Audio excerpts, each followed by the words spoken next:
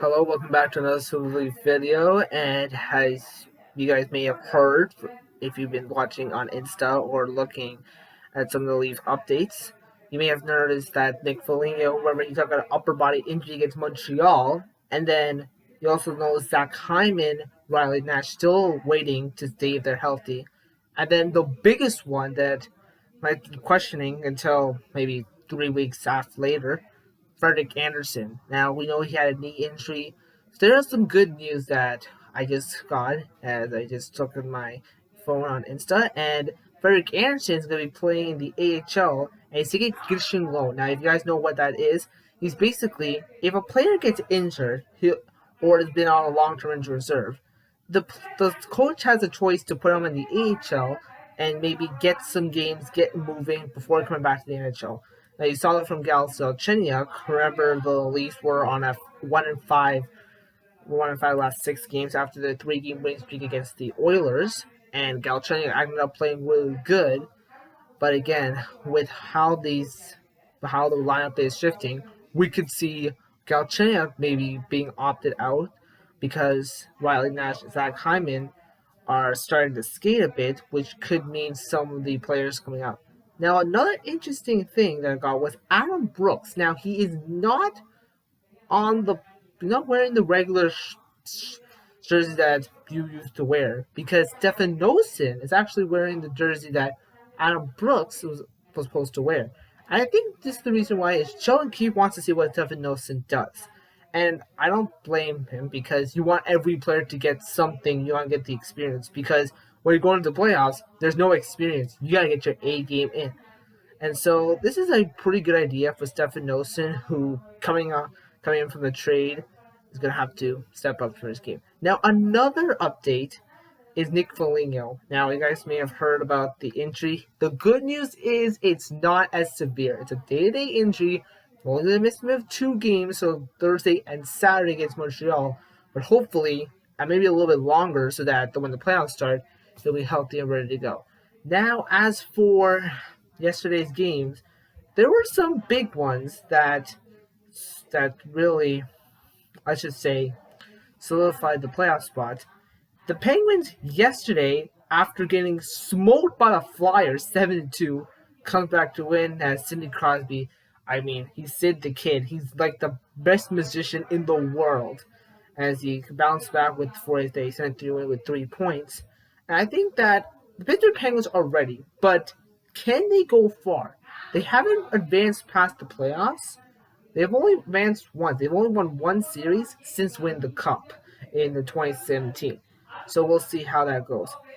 As for the other news, the Oilers, as usual, Connor McDavid chasing for that 100.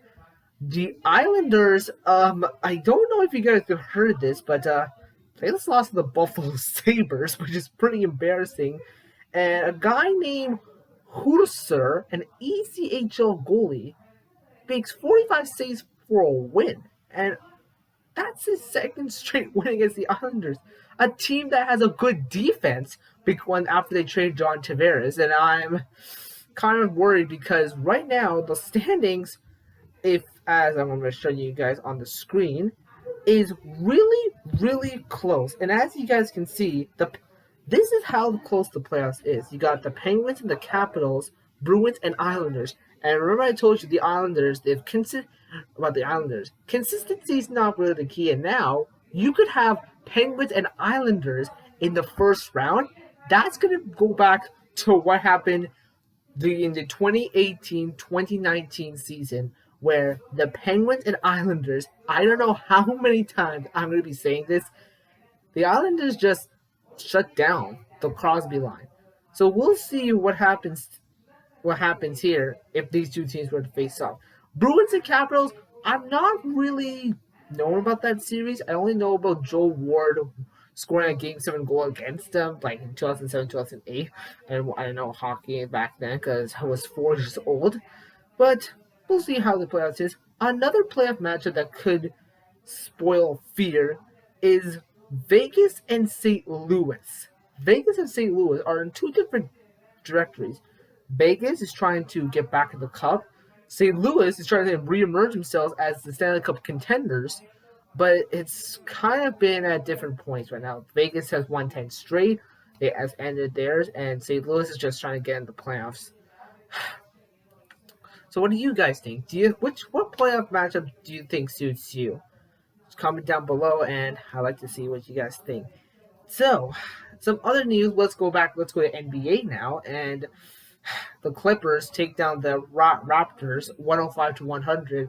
As you may have heard in the first half, Kawhi Leonard didn't have his best game in the first half, but did well in the second half. And the Raptors continue to falter under circumstances. Now, just 3.5 games behind the Wizards for that final spot. So the playoffs, so they are still have a chance, but they need to not lose any more games because they're not gonna go to another steep hill.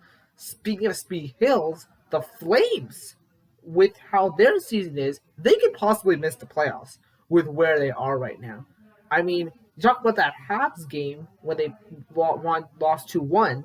That was maybe the jawbreaker because the Flames this offseason to have a lot of plans. They just traded David Riddick, so Jacob Markstrom had to play the whole last 8 games. But now, if the Flames are going to miss the playoffs, their off season is going to be a little bit different. Who knows about Johnny Gaudreau?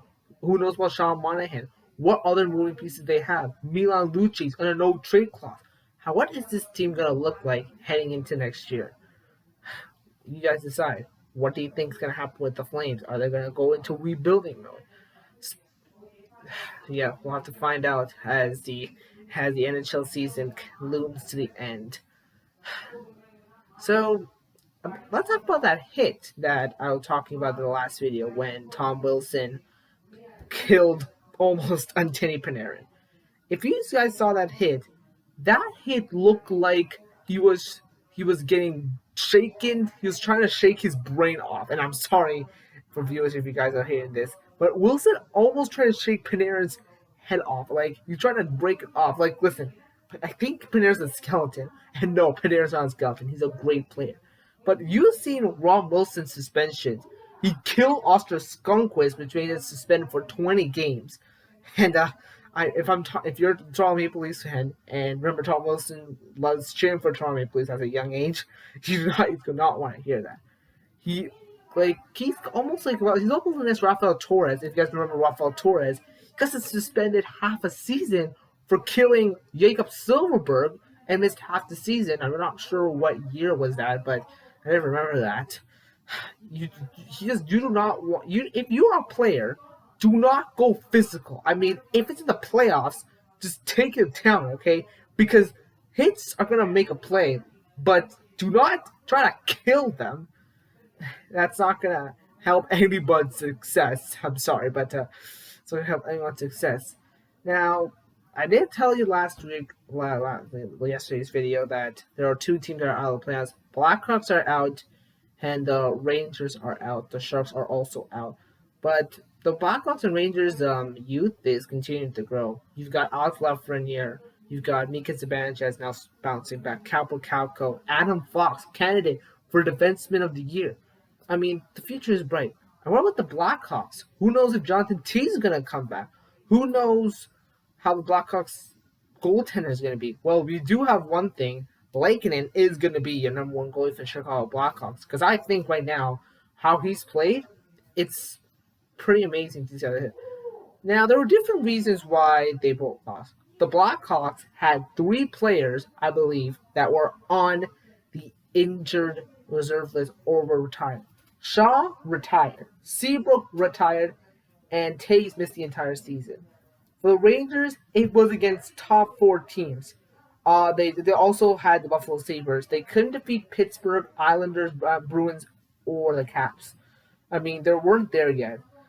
And I think they need a few more years so that they can run to themselves as being the best. So that's all for this video. And if you guys are interested about tomorrow's video, that's unfortunately going to be pushed back with a big surprise.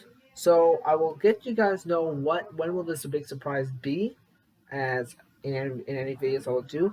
So hope you guys have a nice day, and again, stay safe and go Leafs, go Raptors, and hopefully Raptors can stay in the hunt for the playoffs. Stay safe.